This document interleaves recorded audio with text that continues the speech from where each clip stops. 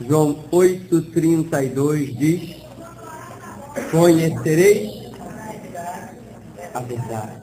E a verdade, amém. Pode cantar em nome de Jesus.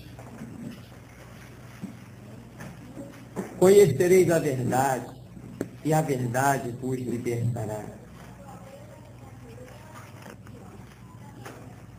Há 2000 anos que Jesus Cristo foi crucificado. Há 2000 anos, alguns poucos ainda estão pregando o Evangelho. E há 2000 anos nós ainda encontramos pessoas cegas de Bíblia na mão. Ainda encontramos pessoas escravizadas e de Bíblia na mão. O livro que é a fonte de vida, de salvação, de libertação, embora muitos conduzindo esse livro ainda estão perecendo. Porque a Bíblia como livro não funciona. Mas a Bíblia como palavra de Deus, essa sim funciona. A Bíblia não é um livro para nós ficarmos analisando somente contexto histórico, mas para entendermos a interferência de Deus nessa história. Aí sim. Como Deus organizou a história, né? Como Deus mostrou desde lá da estátua que mostrou a Nabucodonosor, deu a interpretação a Daniel, né? 4 reinos, ou seja, 4, aquilo que abrange toda a terra, não haverá mais reinos, só aqueles 4 mesmo.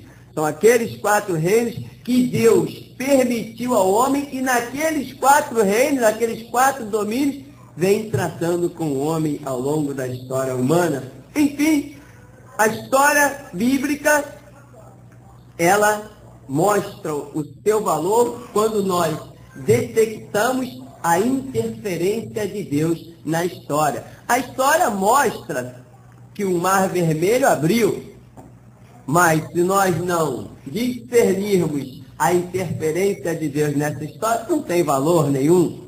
Não tem valor para nós significativo a abertura do Mar Vermelho, a menos que nós possamos dizer que realmente foi o nosso Deus, como a Bíblia mostra, né? Embora muitos tentassem questionar, tiveram que cair por terra nos seus próprios questionamentos. Mas no tempo que nós estamos vivendo, com esta verdade tremenda, um livro selecionado por Deus ao longo da história de uma maneira tão gloriosa, ainda assim, no dia de hoje, ainda tem pessoas tomando aquilo que é profano e qualificando como santo. Então, eu particularmente, eu tenho uma gratidão a Deus muito grande, que é justamente de conhecer a verdade. O que é a verdade? A verdade está aqui, ó. É a palavra, a verdade é Jesus Cristo, a verdade é o verbo, a verdade é a revelação de Deus. Entender as dispensações, entender a maneira como Deus trata com o homem, isso é tremendo, isso é gloriosíssimo. Porque se nós não entendermos como Deus trata com o homem, estaremos sempre fora dos propósitos de Deus e nunca veremos a glória prometida na palavra. Né? Hoje, por exemplo, as pessoas estão, apesar de terem Bíblia na mão, ainda estão oferecendo sacrifícios. Quem oferece sacrifício nos tempos de hoje está negando a própria palavra. Porque João Batista, em João 1,29, olha para Jesus e diz o quê? Eis Cordeiro de Deus que tira o pecado do mundo. E aí, e quem é o Cordeiro que foi oferecido? Cristo. Deus amou o mundo de tal maneira, deu seu Filho, para que todo aquele que nele, o quê?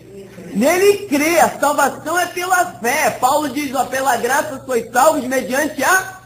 Isso não vem de vós, é dom de Deus. Não vem das obras para que ninguém se glorie. Meu irmão, ainda tem pessoas nos nossos dias, com Bíblia na mão, completamente cegas, como Jesus falou para aqueles fariseus, para aqueles escribas, vós sois condutores cegos, e se um cego guiar outro cego, ambos cairão na cova.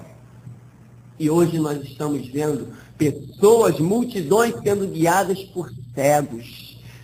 E o pior, o mais estarrecedor, de Bíblia na mão.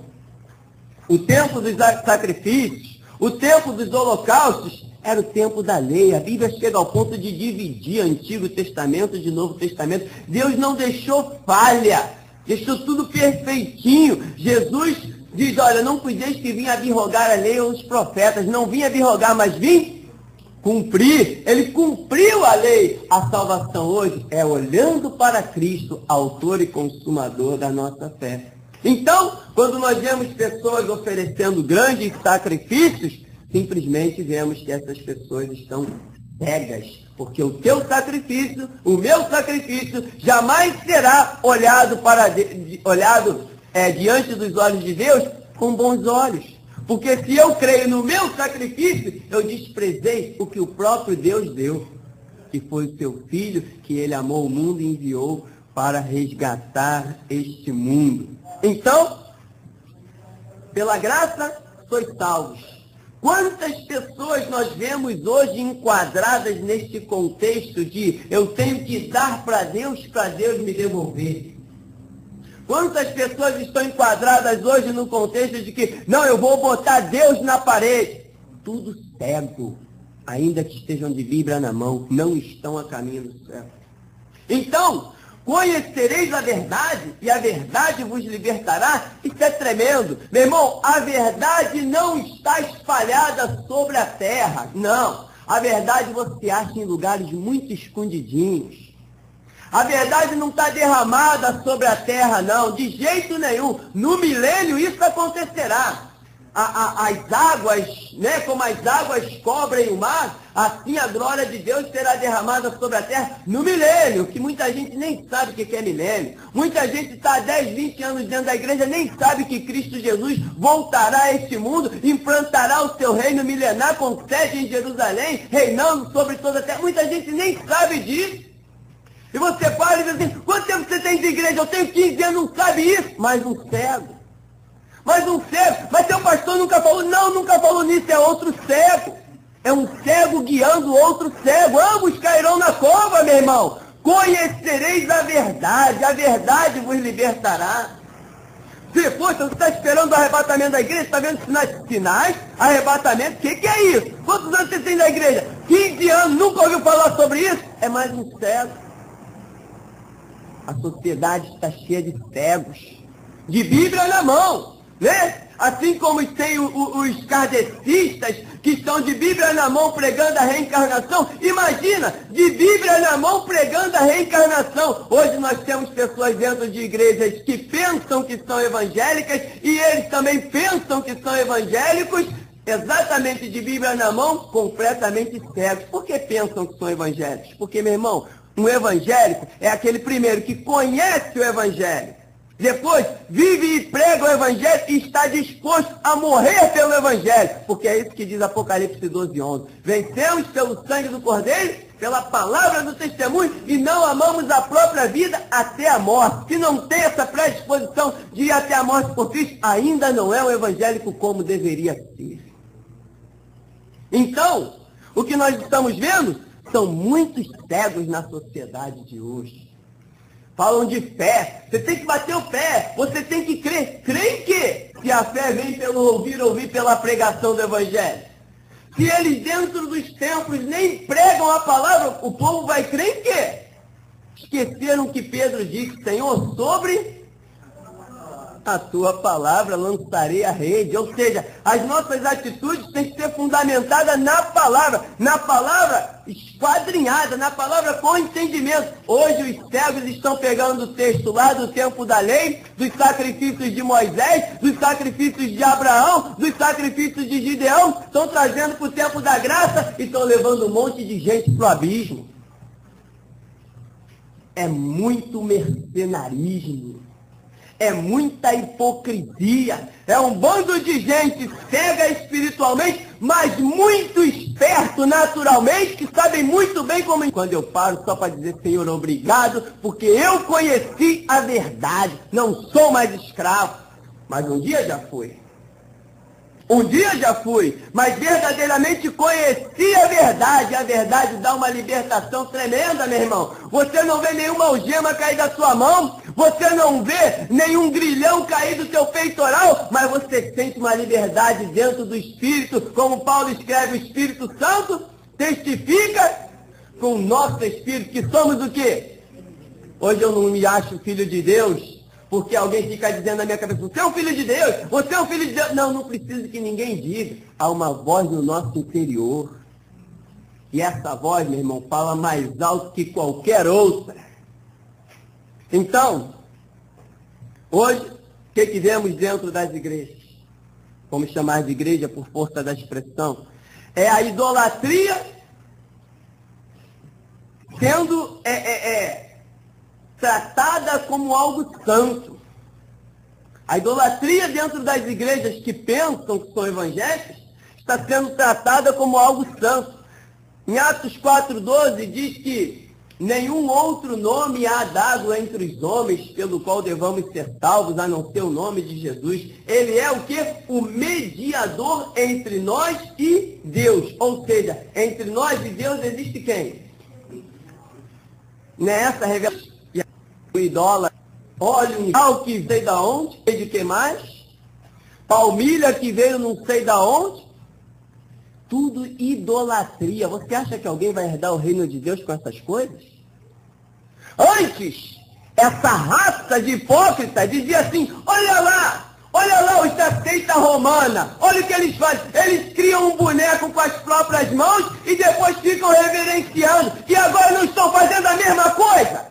A raça de víboras estão fazendo a mesma coisa. Condutores cegos, mas muito espertos, guiando outros ao abismo. Né? Jesus Cristo, que pregou às margens do Jordão, mandou alguém pegar daquela água? Jesus Cristo, que pregou no Monte das Oliveiras, chamou aquilo de Terra Santa? Jesus Cristo, que estava a 1 quilômetro do Monte Sinai, mandou alguém subir aquilo? Mas nós conhecemos a verdade, e a verdade nos libertou. Nós conhecemos uma verdade tremenda, inabalável, de um Deus que é Espírito e verdade.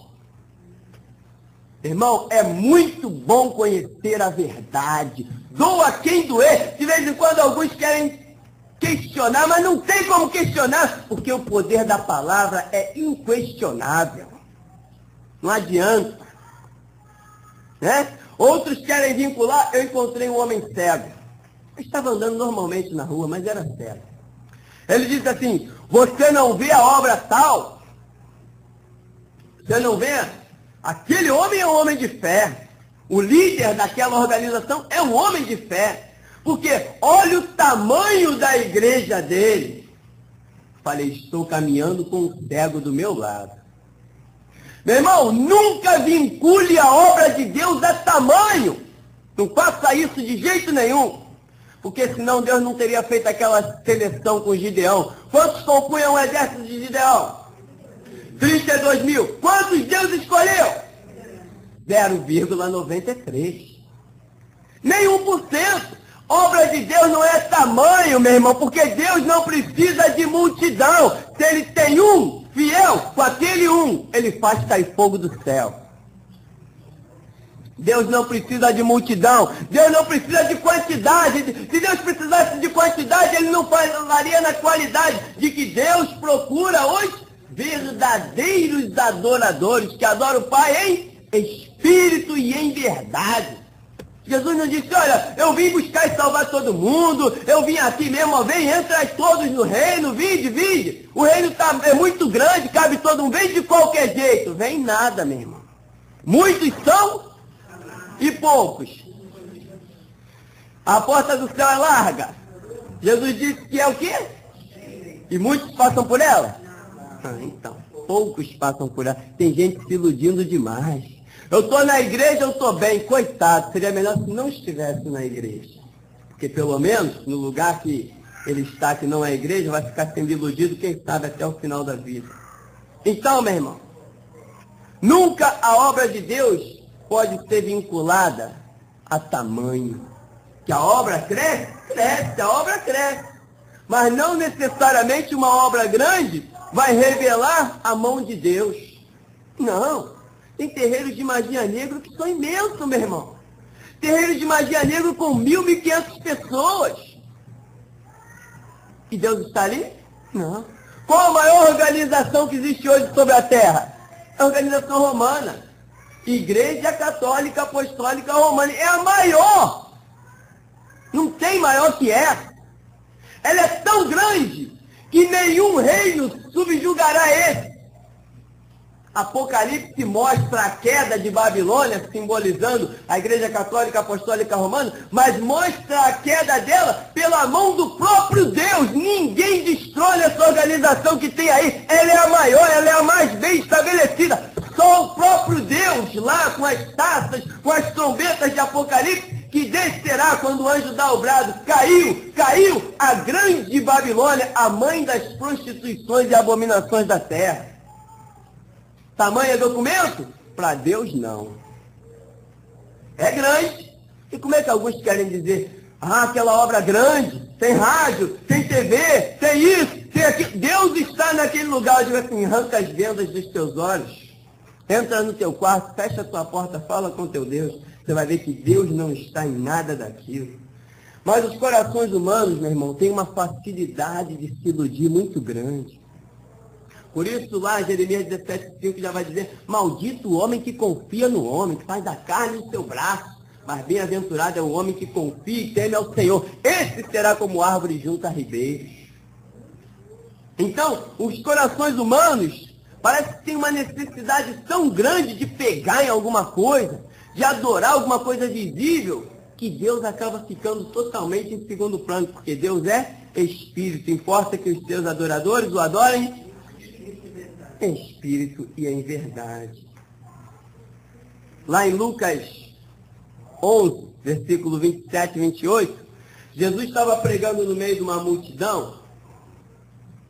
Aí uma mulher no meio da multidão gritou assim, quando teve o impacto daquela palavra de Jesus, a mulher gritou assim, bem-aventurada aquela que te concebeu, e bem-aventurados os seios que te amamentaram. Jesus falou assim, cega, pode parar. O cego é por minha conta, né? Pode parar. Não, antes, bem-aventurados os que ouvem a palavra de Deus e as guardam. Meu irmão, você é muito mais bem-aventurado que Maria, que gerou o próprio Cristo, Filho do Deus vivo. Se você ouve a palavra de Deus e aguarda. Depois confere lá em Lucas capítulo 11, verso 27 e 28. Mas as pessoas têm essa mania terrível de se deixar iludir pelas coisas, pelo natural, né? Agora mesmo, é lá em Isaías 44:3, diz que derramarei água sobre o sedento, né? E rios sobre os ermos. Tem uma organização aqui pertinho da gente que pegou esse versículo e está fazendo, sabe o quê? Distribuindo água ungida. Eles não entendem nada da palavra, eles estão verdadeiramente cegos. O que significa água? Palavra, claro. Água significa palavra, né? O Espírito de Deus pairava sobre a face das águas. Não é água natural, não é água natural. É a ordem de Deus que está falando, haja isso, haja aquilo, e a execução do Espírito de Deus é o verbo em ação. Jesus disse, se alguém crê em mim, rios de águas vivas fluirão de onde? É rio de água viva? Não é rio, é a palavra, é símbolo. Então quando Deus está falando, derramarei água sobre o sedento, Ele está dizendo, revelarei a minha palavra àquele que tem fome e sede de justiça. Essa é a realidade. Aí pega o outro lá, distribuindo água ungida. Leve essa água para sua casa, que você vai ser um bem-aventurado. Só se for para esfriar um pouquinho as chamas do inferno. Eu duvido que alguém entre no céu com água ungida ou qualquer coisa ungida. Durante 3 anos que Jesus esteve com o seu ministério, o que Ele nos deixou depois que Ele foi para o céu? Nem o manto de Jesus Deus não deixou ficar com os discípulos, meu irmão. Deus é tremendo. Nem o manto de Jesus ficou na mão dos soldados romanos que lançaram sorte para não cair nada na mão do povo, para o povo não se tornar idólatra. Se bem que os judeus jamais aceitariam qualquer idolatria, aqueles ali que conviveram com Jesus, mas nem o manto de Jesus não ficou na mão dos discípulos. Então, meu irmão, o grande problema que nós estamos vivendo hoje é as pessoas pegarem o que é profano e terem como santo. De vez em quando me liga uns ou outros eu encontro na rua. Eu sou curto e simples na questão. Outro dia ligou uma dona. Eu tenho tudo que é envelope dentro da minha casa. Eu tenho tudo que é coisa. Olha, já está faltando espaço até para mim. O que eu faço com isso? Eu falei, pega tudo e joga no lixo. Deus não está nesse negócio. Ah, mas não vai ter maldição sobre a minha vida? Eu falei, há quanto tempo você está indo na igreja? Há 5 anos. Eu falei, só tem Bíblia? Tenho. Já leu o quê? Ah, nunca li. Eu falei, por isso que está sendo escravizada. É o que eu falo. Pessoas de Bíblia na mão sendo escravizadas.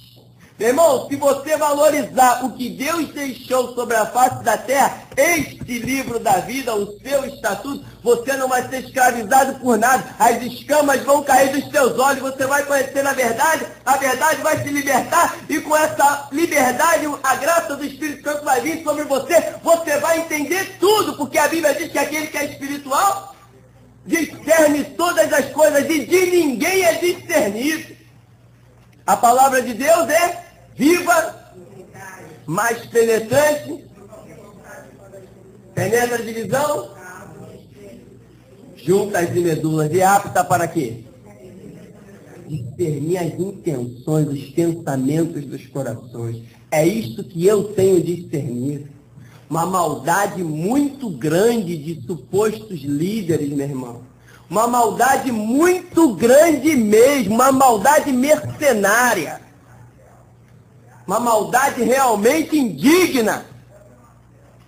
Mas Paulo deixou profetizado agora, quem não conhece Bíblia, né? Paulo disse que lobos disfarçados de ovelhas entrariam no meio de quem? Do rebanho. Não é lá no mundo que Paulo está profetizando que os lobos devoradores disfarçados de ovelha iam estar no mundo, não. Ele entraria no meio do rebanho e faria o quê? Não teria piedade. Meu irmão, é triste, é lastimável você ver hoje pessoas com a Bíblia, muitos a caminho do inferno e outros sendo escravizados terrivelmente de Bíblia na mão. A fonte de libertação está ali na mão da pessoa, mas ela prefere ser levada pelo que dizem. E quanta gente cega. Não, mas eu vi aquele camarada expulsando o demônio. Olha, se Deus não tivesse na vida dele, o demônio não teria saído. Eu disse, estou falando com mais um cego. Romanos 7, 21. Naquele dia muitos dirão, Senhor, Senhor, em teu nome profetizamos. Em teu nome expulsamos demônios. Em teu nome fizemos muitas maravilhas. Então, diz Jesus, eu lhes direi abertamente, apartai-vos de mim, vós que praticais a iniquidade, nunca vos conheci. Mas chegaram convictos, tinha expulsado o demônio, tinha profetizado, tinha curado o enfermo. Nenhum dos sinais, meu irmão, é garantia de salvação. Quem expulsa demônio não é homem algum, é a autoridade que há no nome de Jesus. Esse que expulsa demônio, porque está escrito que ao nome de Jesus, todo joelho e toda língua, que Jesus Cristo, acabou, está determinado no universo isso aí, meu irmão. Isso aí está determinado, não é glória nenhuma expulsar o demônio. Quem expulsa o demônio não quer dizer que Deus esteja na vida dele não, meu irmão. Porque o demônio sai na autoridade que há no nome de Jesus. Então, nós concluímos, estamos vivendo num mundo rodeado de cegos. Cegos mesmo, meu irmão. Pessoas prestes a cair no abismo.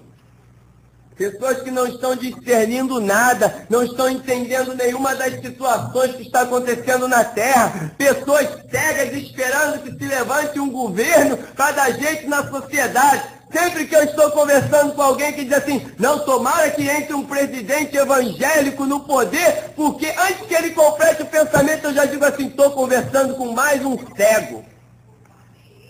Irmão, presidente evangélico não vai fazer diferença de nada. A Bíblia mostra a sociedade em direção ao precipício, os degraus, lá, os metais que compunham a estátua de Daniel, né? Primeiro ouro, depois prata, depois bronze, depois ferro e por fim ferro misturado com barro. Aquilo ali está, dentre outras coisas, demonstrando o caráter da sociedade mundial, que se degeneraria de tal maneira de ouro viraria barro. É o caráter do ser humano estar naqueles reinos, naquele domínio. E Paulo diz lá para Timóteo, olha, haverá homens gananciosos, cobiçosos, amantes de si mesmo, avarentos.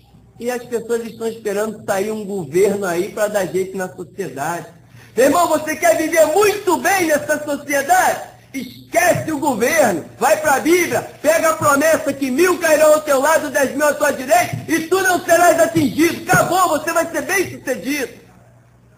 Vai para o Salmo número 1, bem-aventurado o varão que não anda segundo o conselho do ímpio, não se detém no caminho dos pecadores, não se assenta na roda dos escarnecedores, seu prazer está na lei do Senhor, na sua lei medita de dia e de noite, será como árvore junto a ribeiros, dá o fruto na estação própria, as folhas não caem, tudo quanto fizer. Quer prosperar? Medita na palavra de dia e de noite, como diz o Salmo. Deus se alegra na prosperidade de quem? Não está escrito? Tem pessoas que não querem servir e querem prosperidade. E haja testemunho mentiroso. Haja testemunho mentiroso, como aqueles que nós já temos contado aqui, né? Camarada dá testemunho lá na televisão, todo mundo mostra os exames dele. Eu fui curado de AIDS. Um mês depois, lá debaixo de 7 palmos, morreu de AIDS. Mas ninguém voltou lá na televisão para dizer. Ninguém voltou para dizer que aquele testemunho era mentiroso. Não, sabe como é, né? Então, meu irmão, nós vivemos nessa sociedade. Você precisa conhecer a verdade, para que a verdade te liberte. Amém? Então, valorize o que você tem, a Bíblia. Leia a Bíblia. Por falar nisso, você sabe que conhecer a Bíblia, ler a Bíblia, é uma fonte de libertação, de conhecimento, porque Oséias 4:6 diz o quê? O meu povo foi destruído porque ele faltou o quê? Conhecimento, né? E diz a Escritura, eu quero misericórdia e não sacrifício. E o conhecimento de Deus mais do que? Do que os holocaustos. Né? Aí um desses mercenários na televisão estava falando, olha, esse negócio de ler Bíblia, estudar a Bíblia, isso é besteira. Claro, imagina se o povo conhecesse Bíblia, se tanta besteira ia existir, ia conseguir se manter de pé nessa sociedade. Não ia, mas esse é um conselho que eles dão, não precisa estudar a Bíblia, o negócio é sacrificar. É isso que eles dizem. Sacrifica, irmão. Sacrifício já foi feito, agora, para você conhecer de Deus, você tem que conhecer de Bíblia. Amém? Porque somente conhecendo a Bíblia, você vai conhecer os conceitos, os padrões de Deus para a sua vida. Aí você vai alcançar salvação, libertação e cura. Amém?